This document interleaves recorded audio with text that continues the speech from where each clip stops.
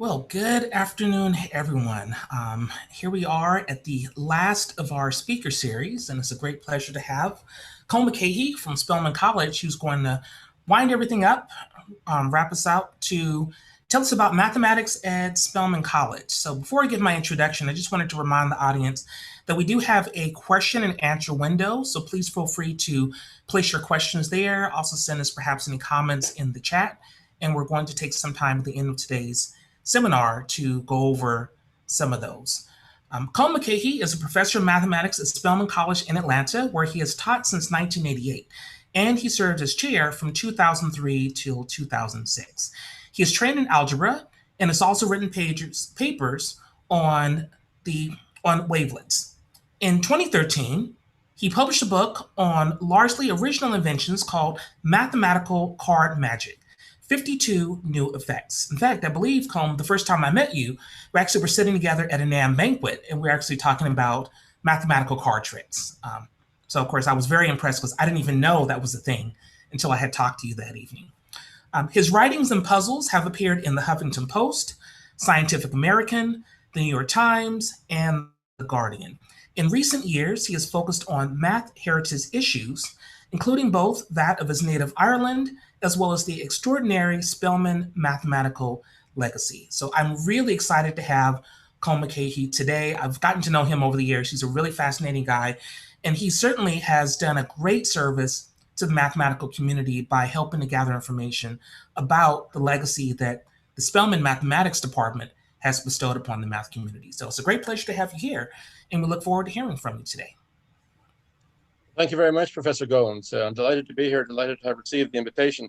I'm very excited to look at the speakers you've had over the last few weeks, and I notice at least 4 of them have been Spelman grads, some of whom you'll hear about today. I'm looking forward to going back and checking out the videos of the presentations you've had.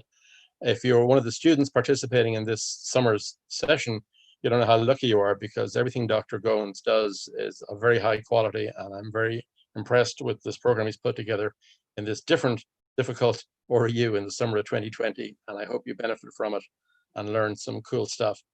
5 years ago, I wandered into my building and found myself locked out of my office. It was a holiday weekend, it was July the 4th, and I noticed before I left a sign on the wall about Spelman's first math major that I somehow hadn't noticed before. I suddenly got fascinated with researching who she was, and that kind of was the start of where we are going to go today. 5 years later, that was 2015, on the 4th of July, 2020, just a few weeks ago, we launched a new website, which is spellmath.academy, or spellmath.org also works, where we've documented a lot of what our majors have done, and we're hoping to improve that site and add more information about the things the math department has done at Spelman over the century. So what we're going to do is take a little tour of the math department history of Spelman. You'll learn some nice stuff, I think. Behind me here is a projection of Tapley Hall, which is the only science building at Spelman. It was built in 1925, which was a year after Spelman College. That designation opened, and it was the science building in those days. That was chemistry, a little bit of chemistry, zoology, botany, and of course mathematics. And when I first started working at Spelman, this was the building we were all crammed into: labs, offices, the works. Within a decade or so, we obviously needed to expand, and we now have a huge building at the side of this. But this Tapley building behind me is the iconic science and math building for Spelman. I'm going to switch to the slides now, and hopefully this will pan out, and we'll go to full screen. And go. Okay, so this is 2020, so the story really goes back to 1920. The 1920 students registered for Spelman and showed up, which they won't be doing this year, in person, and they would have graduated in 1924. That was just the year that Spelman became Spelman College. So we're talking about 100 years, basically, of Spelman. Now, the first math major at Spelman is traditionally recorded as having graduated in 1929, and that's almost true, but it was researching her that got me excited and uncovered this amazing wealth. We knew 5 years ago that we had a good record. We knew that we had 40 or 50 of our students who'd gone on to graduate school and got doctorates in mathematics or a related field, or perhaps something different. But it's only actually in the last few months of intensive research and digging that we found the story is even better and more impressive than we thought then. So now my slides are not advancing. Right, there we go. So the first math major, you'll find out who she is in a few minutes. Our very first alleged math major went on to do a master's right away from 1929 to 1931 at the University of Wisconsin in Madison. And right away that got my attention because that's a top-notch school. And how would a Spelman student so early in the game, at a time when very few people did any graduate work, how would a Spelman student have an opportunity to go to Madison? And of course, the question then arises, who taught her at Spelman? And, did she take classes at Morehouse, our male brother school across the street, or not? We'll find out as we move through the story. We've figured out that we have over 900 math majors. We actually have the names and dates graduation of over 900, and we think there might be a couple more. It might get up to 950. Most of those, admittedly, were since 1960. So in the 20s, 30s, 40s, 50s, the numbers were small. But then it picked up, and the pace picked up quite dramatically from 1960 on. Many of those majors, when they graduated, achieved excellence in teaching and in academia, with several serving in leadership roles in high school systems for Georgia and elsewhere, colleges and universities, and also in statistics, technology of various sorts, and engineering fields, and also in medicine, law, industry, and government. So our students have done very well. In fact, when we look at the statistics of what they've done for the ones we've been able to track, it's really quite remarkable. Because it turns out that 50% of our 900 students have earned graduate degrees. 50%. That is quite remarkable. We know exactly what they've done. There might be others that we haven't tracked yet, but we know that 50% of them have masters, MBAs, masters in statistics, masters in education, masters in topology, masters in something, or PhDs or other doctorates. Actually, over 100. I think as of this morning, the count is 114 of our math majors have earned doctoral degrees. Not all in pure math or applied math, but in some field. That again is quite a remarkable statistic, any stretch. There's another 25 or so who are doctors or have law degrees. So we'll highlight some of these remarkable women, as well as the history of the math department at Spelman. And it's really the teaching, mentoring, and special programs of the math department over the decades that I think made possible for the success of our majors. So Spelman was founded on the 11th of April, 1881 as the Atlanta Baptist Female Seminary, and it had 2 teachers and 11 students. Within 3 years, it had 600 students. That alone is quite remarkable. It's about 2,200 today. So it grew enormously, very fast. There was a huge need, and a lot of the Black community threw in money and supported it and helped hire and helped get buildings. These buildings here were some of the early buildings. They were actually Union soldiers' quarters left over from after the Civil War. John D. Rockefeller in 1884 met some of the people who founded Spelman and was so impressed that he came to visit the campus, and he said, this is a success story that I need to be part of. So he paid off the debt on the 9-acre site on which Spelman was then based. It was called again the Atlanta Baptist Female Seminary in the initial days, and then it was renamed the Spelman Seminary, and a lot of people at Spelman don't know why. The reason is his wife was Laura Spelman, and the Spelman family were a big abolitionist family, and that was where the name Spelman comes from.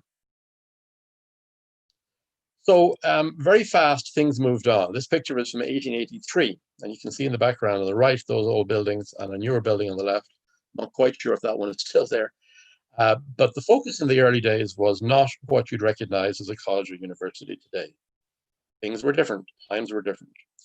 And the first few decades, the focus was on home economics and preparing future teachers. That might seem strange by today's standards, but that's just the way it was. In the very early days, back in April 1881, some of those 11 students were not literate. They were not able to read and write. So what Spelman has done over the last 140 years or so is really quite remarkable, taking people from that background to the powerhouse that is today. Over the first few decades, Spelman evolved to become, in its own words, in an ad from the early 1900s, a normal school with an 8th grade practice school, a high school, a college work in connection with Morehouse College, and a nurse training course. So nurse training was also something quite prominent at the time. This is the president's house. It's still there, Reynolds Cottage. It's now surrounded by many other buildings. On the left of it, you would now see Sisters Chapel, but it wasn't there in those days. And there's a fairly large group of people here. But again, there were 600 students very early on. So we happen to know by poking around that some of our very early graduates in the early 1900s taught mathematics. Now, it's not clear yet when the math major was invented. Remember, majors invented anywhere, not as early as you might think. But we don't know what these students concentrated on in Spelman. We do know that the first one, Helen Buchanan, is denoted as seminary, S08. The others are high school, up to 1919. But these are 5 or 6 women who studied at Spelman and later taught mathematics. We know this because they wrote back to Spelman, and that's where we have a record. Noted in Spelman publications would be somebody class of 16 wrote back and said she was teaching Booker T. Washington High School, Atlanta. And curiously, the people who taught math always had a second subject. It was often English. English and math was a popular combination. So was mathematics, Latin. And by the way, the word mathematics wasn't even used in those days. People were designated as teaching algebra, arithmetic, geometry, some combination like that. The word mathematics doesn't seem to occur in a Spelman publication until the 1920s. Spelman College, as Spelman College, as opposed to the seminary, opened for classes on the 16th of September, 1924. In the background here, you have a picture of Rockefeller Hall, and that was actually already up by 1886. It's now surrounded again by other buildings. Looks imposing there on a little bit of a hill. So the students now entering Spelman virtually in the fall of 2020 are 100 years later than the students who would have just graduated as the last class from Spelman Seminary. From 1925, the students would have graduated from Spelman College. Actually, the first circuit of the Spelman College circulated about what they were going to offer educationally, said algebra, physiology, essays, Latin, rhetoric, geometry, and so on. I love it. The very first word is algebra. What's not to love? There's geometry and astronomy, and notice that chemistry is in there. Actually, if you look at the history of the early teachers from 1924 to 1929, they were hired. The first math professor was a professor of mathematics and economics. The first chemistry professor was a professor of chemistry and physics, and so on. So people often did double duty. There were no departments in those days. There were professors, one for each subject, and they sometimes took 2 subjects. Probably had very heavy teaching loads. This is Tapley Hall again, and this was built in 1925. So once they became Spelman College, they needed a science building for mathematics, for botany, zoology, and chemistry, and this was the building that was opened then, and it got awfully crowded in the 1990s in my earlier days in Spelman, and we expanded to a great new building on the side of this, which is maybe 3 or 4 times as large, in about 2000, 2001. So for 75 years, this building served Spelman very well. A curious quote which I found when I was rummaging around that building, locked out of my office 5 years ago in that summer, was a quote from Alva Ferguson Crockett, 19th class of 29, and it says, founded in 1881 by and for women, Spelman College epitomizes the best that women's colleges. A remarkable quote from 1929, still very much true today. And this is a quote that Spelman uses in its advertising and its recruiting. Many students who would consider coming to Spelman would be pitched this and other quotes. What the pitches don't say is, she was our so-called first math major. That's why I wanted to find out more about her. So she's our alleged first math major, and she was from Arkansas, Pine Bluff, Arkansas.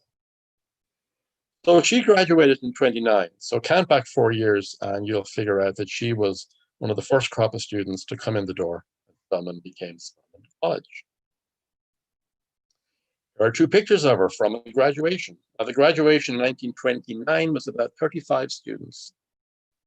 They had a lot of students, 600 to 700 students, but I guess a lot of them were classified under high school. So Spelman College in 1929 was graduating class had about 30, 32, 35 students. These are 2 different pictures of her from the yearbook of Spelman from 1929. So she came to us as Alma Ferguson, And later, she married and became Crockett. And she donated to Spelman throughout her life, so we can track where she lived at various points and the fact that she supported Spelman for many later years. In fact, she was born in 1908 and she died in 2001. So 2001 is not that long ago, it's 19 years ago. So if you're unless you're very young, you breathe at the same air on the same planet as our very major. Now, she left Spelman and went to Wisconsin and did a master's, which took a year and a half, 2 years. And it was a master's by thesis. We don't have the title yet. It was a combination of lectures and thesis, as most masters were in those days. Mostly did a thesis as well as in coursework. It wasn't as substantive a thesis, perhaps as a solo thesis today, but still. So we're hoping that the University of Wisconsin sometime can find out the title of that thesis. Maybe there's a copy, and it'll be fascinating to know. Another quote of hers that Spelman uses is from her high school yearbook back in Arkansas before she came to Spelman. This would be class of 1925 in some Pine Bluff high school. She said, "I owe the world a woman and I should earnestly strive to pay my debt." So again, several quotes by this lady are used by Spelman, and I would like them to be amended to reflect the fact that she was a math major. She wasn't actually the first. We know of two before her. And in fact, if you look at Spelman paperwork from 1929, they brag about how she's going to grad school. Of course, very appropriate. And they say the math major hasn't been so popular yet. There've only been a few. So they acknowledge that she wasn't the first. I don't know if there were more than the other two I have discovered so far, but perhaps there were. And if you take a look at the second one there, Weatherspool, you'll hear more about her later, her married name. Now, by the way, in the class of 1929, Spelman bragged that 2 of their students went off to top-notch universities. We also had an English major go to the University of Chicago. I don't know how she did there, but I'm betting she did pretty well in the graduate program. Upon finishing her master's in 1931, Alma Ferguson came back to Spelman, and she taught at Spelman. She taught math, assisting the then solo math professor, about whom you'll hear presently. She only did it, however, for 1 semester, the fall of 1931. Then in 1932, she moved a couple of meters across the street to work at Atlanta University, now part of Atlanta University, but then just a graduate school. And she worked at the Associated High School, which was called the Atlanta University Laboratory High School. She taught there for 8 years, following which she married and left Atlanta. In fact, she married the Reverend Charles Crockett and then taught for another 25 years or so in the Los Angeles area, both at the Carver Junior High School and at the Thomas Jefferson High School. She retired in 1973. Now, I found out quite by accident, and it's really extraordinary, that after her husband died, she moved back to Atlanta to be with a sister of her who lived here. And the reason I know that is somebody who spent many, many years teaching at Spelman. If you haven't heard of her before, you will shortly. Her name is Sylvia Bozeman. Sylvia Bozeman knew Alma Crockett as an elderly lady in her church in Atlanta in the late 90s. She didn't know she was a mathematician. She didn't know she was the Spelman's so-called first math major. If only we'd known, we could have interviewed her. That's life. It would be nice to get a picture of her as an adult. We don't have a photograph of her yet. Now, here's an interlude before we continue. In 1929, Spelman and Morehouse forged an alliance with the Atlanta University, now called Dr. Atlanta University, after a merger relatively recently with Dark College. And that meant that Spelman grads had easy access to graduate work. And in those days, it was masters only at Atlanta University. So Spelman students started going to Atlanta University. It's very hard to find out about this, but the Atlanta University documents their theses very well. You can find them online. And what I did was go through those and pick out every name that looked like a woman's name and try to research that person, figuring who was feeding women to Atlanta University. High probability it would be Spelman. True, but there were other women going there too. So far we've discovered, as I mentioned, that one of our class of 28 math majors did her master's there in 1936. And this is, we believe, the first Spelman master's at the university. Several other graduates from 1932, 1946, 1935 also did their master's. You can easily find out what those theses were on, titles, and even in many cases, the theses have been scanned. Here's another one, Madeline Cornelia Golightly, who was Madeline Gray when she was at Spelman. What's interesting about her is she's our first graduate to get a doctorate. This apparently was not noticed or acknowledged or documented until quite recently. She died, I think, in 1984, but she got her doctorate from Georgia State in 1976, 40 years after her bachelor's. And quite remarkable. Class of 36, our first graduate with a doctorate. There are some other examples of early Spelman grads in the 30s and 40s and 50s who also got masters at Atlanta University. The last one, Rita Holt, who I'm in touch with. I found her. She's now a reverend.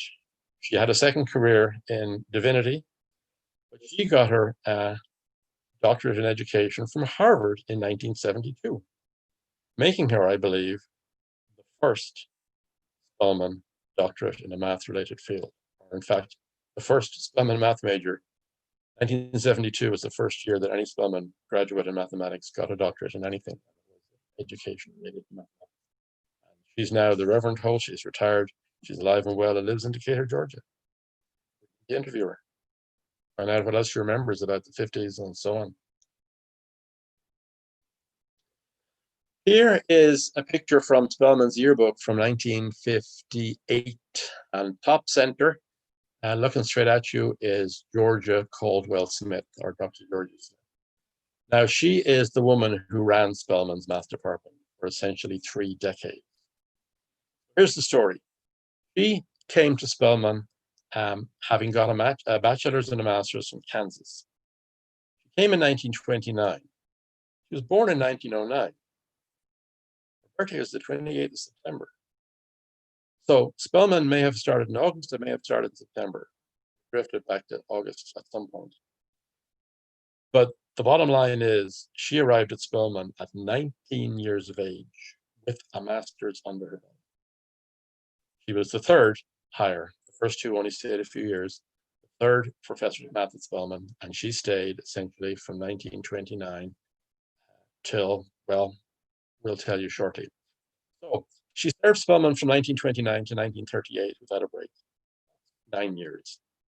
Now, what happened in 1939 is she left and got married. And the gentleman she married was a biologist. Her name was Caldwell. Originally, she married a biologist called Dr. Smith. I believe he had a job in another state, and she gave up her career at Spelman. But a few years later, she taught somewhere else at a state, and then he got a job offer at Spelman, and she came back. So she came back to Spelman in 1945 and stayed in 1961. Apart from a few years off for good behavior, she was basically at Spelman for 30 years and was essentially the only math person. There was a one-woman department most of the time. But actually, this photograph here shows behind her a younger lady who was hired to help her out in the late 50s. Now, what actually happened was in the late 50s, she went back to grad school. She had gone to grad school in the 40s. In 43, she was at the University of Chicago studying for her PhD. Did not complete at that point. Came to Spelman, came back to Spelman. And then in the 50s, late 50s, she decided, even though she was, nudging on what, 55, 45, 50 years of age, she decided she was going to get her PhD in algebra. That is exactly what she did. Now, she left Spelman for a few years, and that meant they had to hire a few people to teach classes while she was gone. And this lady in the top right corner is one of the people I hired, and this lady in the bottom left corner is one of the people I hired. What you're seeing here on the top is the faculty that year, and what you're seeing at the bottom is the math majors. There were 2 faculty and 2 math majors. That's it, 2 math majors. And the one on the left is Gladys Thomas, later known as Gladys Glass. She was hired for a year as a fill-in while soon to be, Dr. Georgia Caldwell Smith was away. And as it turned out, Dr. Caldwell Smith died tragically before her time, and Dr. Miss Gladys Thomas, who later became Dr. Gladys Glass, ended up spending her entire career. So what happened was that Dr. Caldwell Smith went to the University of Pittsburgh in 1958, 59, 60, and she wrapped up her thesis in December 1960. and it was on algebra, group theory specifically. She was ill, and tragically she died in May of 1961. Now, recent records have come to light which say that she actually received the degree early from the University of Pittsburgh in January 1961. I guess people knew she was ill and gave her the degree. She did die before the big Pittsburgh commencement ceremony, which would have been May or June. I think she died April. So she was one of the people who built the department. Another person who was hired around the time to help out in the late 50s was Dr. Shirley McVeigh. At the time, she was Shirley Mathis, Miss Shirley Mathis. She was a chemistry instructor at Spelman who also liked math. And in fact, she did a master's in math in 1958 and then decided to switch to teaching math at Spelman. And then she later married Henry McVeigh, who was a very famous chemist at Morehouse and Atlanta University. And she got her PhD herself in 1966, also in algebra, and stayed at Spelman for a number of years, helping to build up the department. Essentially, after Georgia Caldwell Smith died, somebody had to take over the reins, and that's what Shirley McVeigh did. She's alive and well. She recently retired from a long career, including many, many years, 15 years or so, at UEM in DC. She served as chair, probably the first designated chair as the department expanded, and later a dean, and helped secure funding to expand Spelman. The current math department, by which I mean, the modern math department, let's say from 1975 onwards, is really built on 4 strong pillars. They are top left, Gladys Glass, I've mentioned briefly. Top right, Etta Faulkner, we're going to hear more about her. Bottom left, Gamble Shah. Bottom right, Sylvia Bozeman. And between them, they did an enormous amount of service and good work for Spelman, spanning many, many decades. Pretty much everything in the modern Spelman that we take for granted, we owe to women. So Dr. Glass, again, was a graduate of 58. She did a master's at Atlanta University, got a job for a year, which turned into a job for a lifetime. Later got her PhD at Georgia State. Math ed was one of her interests, but she also taught physics, interestingly, as well as math in the early days. And she worked at Spelman for 50 years. Quite remarkable. Very, very few people have done that. 50 years. She is alive and well and enjoying her time. Etta Faulkner, shown in a picture on the left from the mid-50s, I think, when she was in high school. And on the right with a gentleman called Lee Lorch, L-O-R-C-H. He's worth looking up. Very important man. She was an algebraist, and of all the people I'm going to tell you about, she's the only one who's not still with us. Pretty much everybody's still with us. She sadly died shortly after retiring in 2002. She went to Fisk and got her bachelor's there in 1953, and then immediately went to Wisconsin and did a master's there in 1955. That was considered remarkable at the time, but we now know she wasn't the first to go to Wisconsin. Not that she was then affiliated with Spelman, but she certainly wasn't the first African-American woman to go to Wisconsin. People were doing it in the 20s, even the 30s and the 40s. She got her PhD in 1969 at Emory. I knew her PhD advisor, Trevor West, and he told me many times over that she was the most gifted student he'd ever had. She came to Spelman in 1965. After a few years, she went over to Emory, did her PhD, came back, and pretty much stayed till 2002. She was the chair, she was the dean, she was acting provost. She helped start computer science, helped establish chemistry on a firmer footing, helped start the engineering program, environmental science, physics, got a master's in computer science herself along the way, and brought in an enormous amount of funding. She sacrificed her own potentially brilliant career in mathematics to make a difference. There is a national math lecture named after her, and we have one at Spelman that predates. She was a remarkable mentor and colleague, and we all still miss her. Gamble Shah was a statistician from India. She came to Spelman in 1972, having done her graduate work both back in India and in Canada. And she served Spelman for an extraordinary 42 years. and was a mentor to just hundreds and hundreds of our majors. And whenever we contact students from decades past, they always want to know about Dr. Chap. They always say Dr. Chap was the one who pulled them aside and said, "You need to be doing math. You're too smart to be messing around.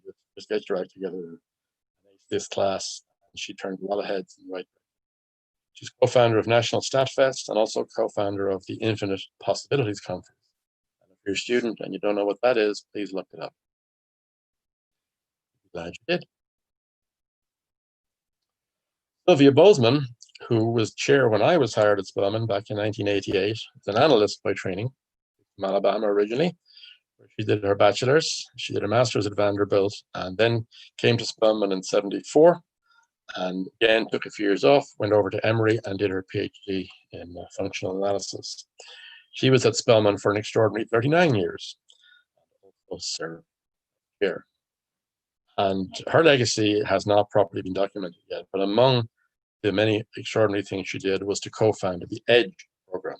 Again, if you don't know what the EDGE program is, please look it up.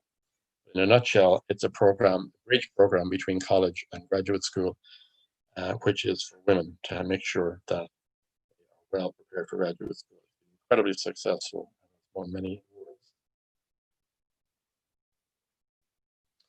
So those are the four that I think of as, the four that helped really build Spelman into the powerhouse it is today, but they're not the only ones. But before we talk about some of the others, let me mention, we've talked about hidden figures. Let's talk about some hidden studies. Georgia Caldwell, later Caldwell Smith, actually studied at the University of Minnesota way back in 1931 and 1933. This was not unusual at the time. Enrichment. What are you going to do in your summer? You didn't have summer programs then for the most part. So people with ambition would go to graduate schools and take more. She also studied at the University of Chicago during 2 of the years when she was still at Spelman in 1933 and 1934, those summers at the University of Chicago. We also recently uncovered evidence that she was admitted to the PhD program there in 1943. And we don't know exactly how long she was there, but we do know that in 1945 she returned to Spelman when her husband got a job as a biology professor, working in Tapley Hall for the rest of her time here. Other graduates of ours from 1932, 33, studied at Columbia University, Tuskegee, Colorado University, another Columbia. So, we were sending students to top-notch places way back 1929 in the 30s and the 40s. Here's a couple that went to University of Chicago. Did her master's there, in fact. Julia Williams did her master's there in 1943. And Grace McAfee, later Grace Scipio, did her master's there in the late 40s. Actually, Shirley McBay, when she was at Spelman, she went to do her PhD at the University of Chicago. For family reasons, she had some small children. She decided to come back to the Georgia area and finished her PhD work at the University in Athens. But she did start at the University of Chicago. That's a tough place to get into. You've got to be pretty talented. Etta Faulkner herself, who came to Spelman in 1965, is generally recorded as having taught high school before that. Correct. But we recently discovered that she also spent a year in the PhD program at the University of Illinois, Urbana-Champaign. And we even have a picture of her student card from there and some recollections from a former teacher of hers who said she was an exceptional student. When the job offer came at Spelman, she took it. Later did her graduate work at Emory. Others we know studied at Berkeley, Cornell, and other top-notch schools, and often early in the 50s and 60s and 70s, perhaps not finishing, but it's still remarkable, the legacy, the trail, the footprint of Spelman students in higher education. Here are two of the key figures as we transition from the last century to the current century. Fred Bowers, who just retired last year, taught with us from 1983 to 2019, served as chair for a few years, famous for teaching math models course, also very interested in math education. Perry Edwards, one of our own graduates from 1976, got her PhD in operations research at Georgia Tech, and she taught at Spelman from 86 to 2003. She was there for many years, and she later taught and was chair at both Bennett College and at George Gwinnett. The modern math department would include myself, Yewande Olabumu, and Jeff Amy. We've all been there for 30 years, give or take. We've all done a stint as department chair, and starting in 2001, we had Monica Stevens, former student of mine, come back, and she's the current chair. We've had lots of other people join us: Tasha Innes, Mohammed Tessima, Jocelyn Wilson, Viveka Brown, Keandra Johnson, Bakari Claro, Vanessa Newman, another former student of ours from 2011, and most recently full professor Naomi Cameron. So the ranks are being replenished as people retire. We're getting more young talent, and the department continues to grow and become more vibrant. Here are some of our early doctoral success stories. We've had quite a few. I want to share some of the highlights with you. This is one of the interesting early ones. Dr. Josephine Davis, still alive and well and with us, class of 1964. She got her doctorate in 1973. And that was at Rutgers, and she later served not only in administration, but also as a dean and even a college president, and I guess has recently retired from Valley. Dr. Rosalyn Williams has had a long career at Florida A&M. She got her PhD again in algebra, Hopf algebras, class of 72. Denise Stevenson Hawk, or Denise Graves, she's gone by different names: Princeton PhD in fluid dynamics from the mid-80s, has taught at Spelman, and actually served here as provost about, 30 years ago now. One of our more dramatic early success stories is Daphne Smith, because she left Spelman and went straight to MIT and got her PhD in a straight shot. A lot of people had taken time off and started work and taught and then went back. She went straight to MIT and got her PhD in probability theory, and has had a very successful career continuing in the health industry. Has also served as Spelman Alumni Association president and been a trustee to the Spelman board. One of the people I think you've had speak to you in recent times is Dr. Jones.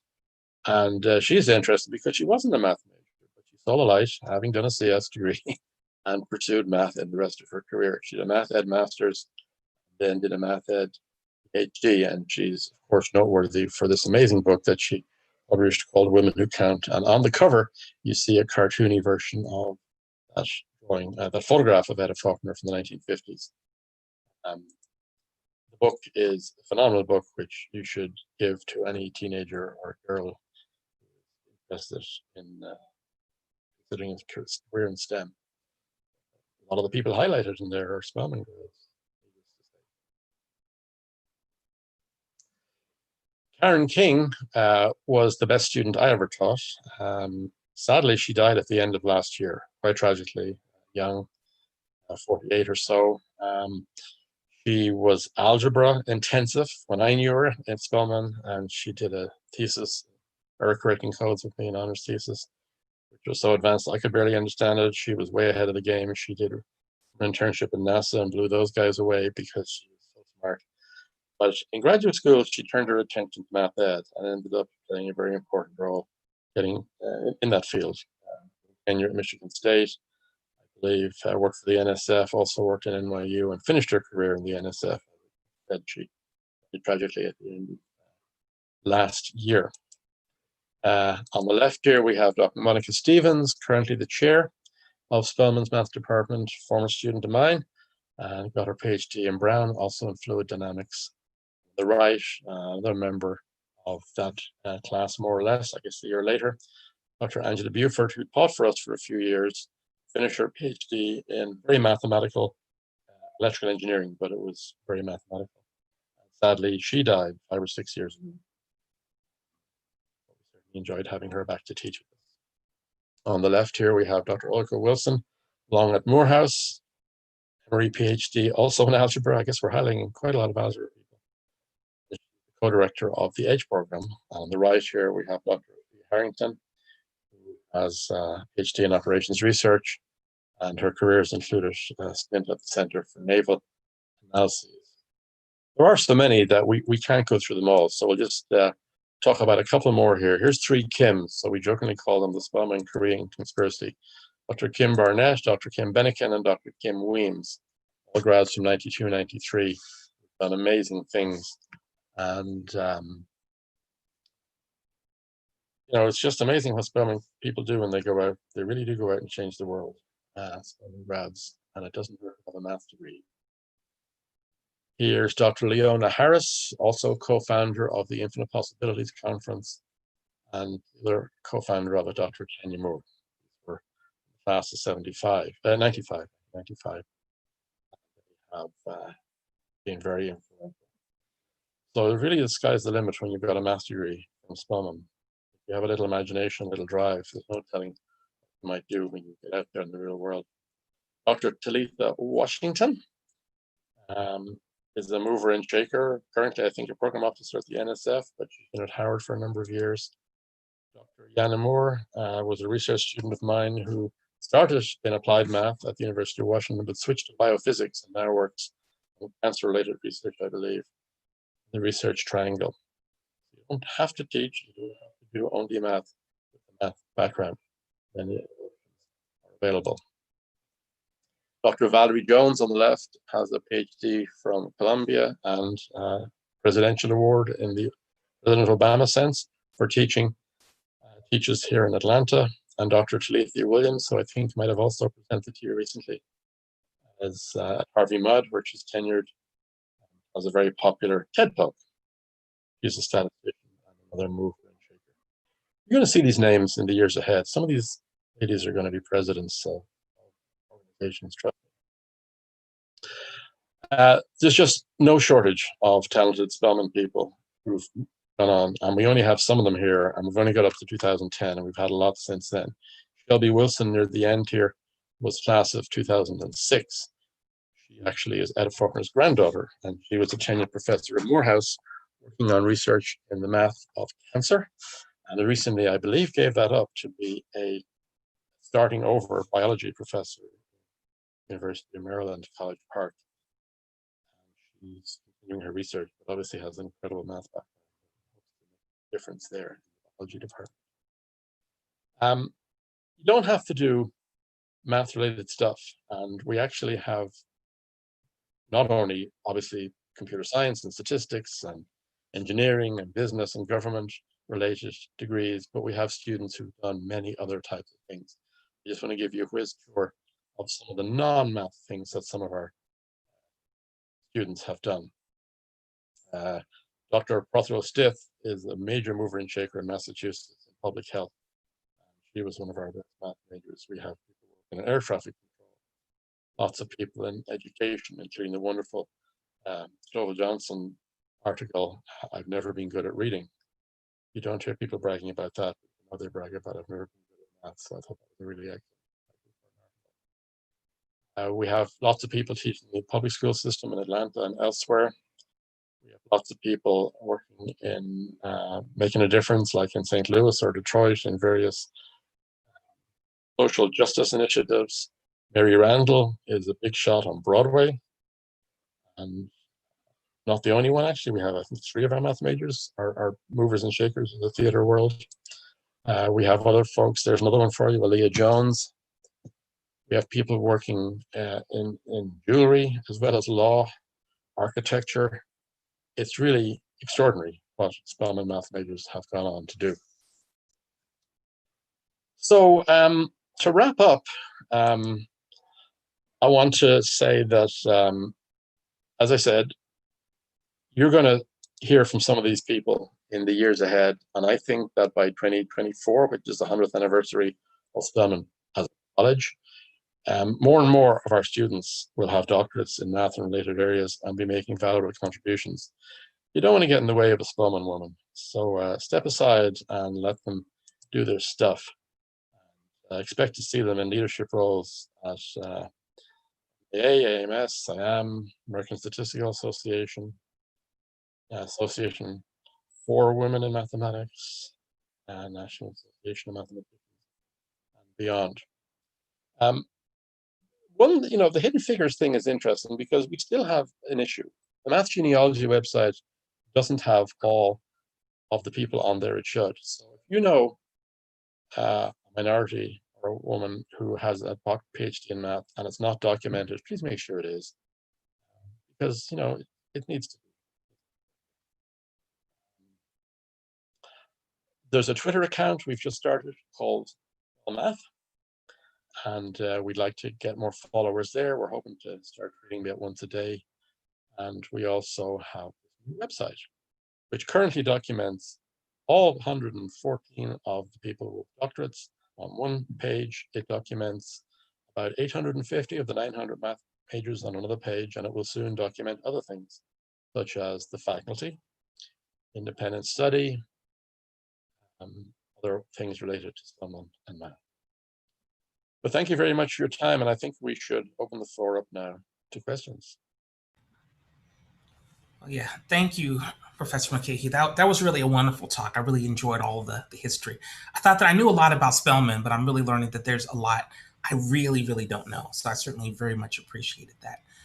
I do first want to remind the audience that we are taking questions and answers, so feel free to put them in the Q&A window, and we'll try our best to go to them as they come through.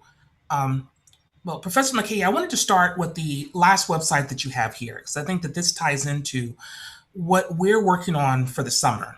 This site that you have, Spellmath Academy.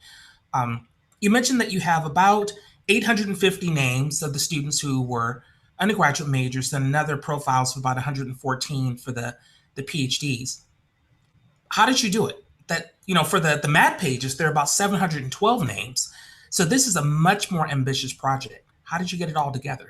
Well, 5 years ago, I started on it, and I had a model in the sense that I had already done something similar for 4,500 people in the Irish connection, Irish people with degrees in mathematics going back roughly 200 years. So I kind of had a software model, as in if I type this up, it will appear on a web page. But that didn't help with data gathering. So then I had to, ask for lists of graduates. Luckily, many of my colleagues had kept lists of graduates in the 70s, 80s, 90s, and where they thought they'd gone to grad school. These days with social media, people have LinkedIn pages, they've got ResearchGate pages, Facebook. So, people who've done something generally have it documented somewhere. So I would say half the students, it's pretty easy to track them down once you have a name. Of course, if they change their name and they marry, it's a little more challenging. But there are ways around that, because if they donate to Spelman, they'll donate under the old name. So if it's Mary Smith and then she becomes Mary Smith Jones, you'll track her under Mary Smith at Spelman, and then you'll see the Jones added in, and then you'll go hunt for her under Mary Jones. Outside of Spelman, she may not use the maiden name, and you'll find her LinkedIn page, and then it'll say, she did a master's at Howard in this year, and she's a biostatistician or an epidemiologist or whatever. So, and then of course, you network with people. Once you get somebody good in the class of 72, you say, well, who else do you remember from your class? And they say, oh yeah, let me put you in touch with this person. And so on. So, slowly but surely we're filling it out, but it's been a lot of work. I would say since classes stopped at the end of April, I've done little else. Okay. I didn't know it was going to take 3.5 months or whatever it's taken. But, I'm determined to get it in good shape, and then at some point, hopefully hand it over to somebody else. But I have a vision, and I'm not there yet, but we're getting close. Well, no, this really has been incredible. I mean, you've set the bar now in terms of what other departments should do. Really keeping track of their majors and talking about what their legacy. We talked about it for decades, and the only thing I'd say in my defense is that I kept every piece of paper. My wife will tell you that I never throw anything out. And in the last few weeks, I keep finding things like an email from a student from 5 years ago, from 7 years ago, from 28. I got an email today from a student who thanked me for giving her a C 25 years ago. She said, you made the difference. I was almost failed that class, and you helped me get that C. 1995, she emailed me this morning. It's like, wow. So I keep those, and but a lot of my colleagues do too. So, never throw out a record of something important. And my other policy is I share my toys. So rather than have it hiding in my computer or hiding in a drawer, I'm trying to put it up on the web so that if I get run over by a bus tomorrow, it's there. It won't be like, what's the password on his computer? Where do you put that information? I want it out there for the world to see. Yeah, yeah. No, it is great. Well, I want to make sure that all of our listeners know about it. Spellmath.academy. That's SPELMATH.academy. Yeah, it also works at spellmath.org. Okay, great. Spellmath.org. Okay, well, Professor Mulcahy, thank you very much. This really has Thank been you very much. I'm delighted to have this opportunity. Thank you for hosting me. Okay. And congratulations on an awesome summer program. I want to see all the videos now. Yeah. Oh, yeah. They'll be online soon. And what your students have done. Yeah, exactly. Congratulations to all the students. Right. Thank you all very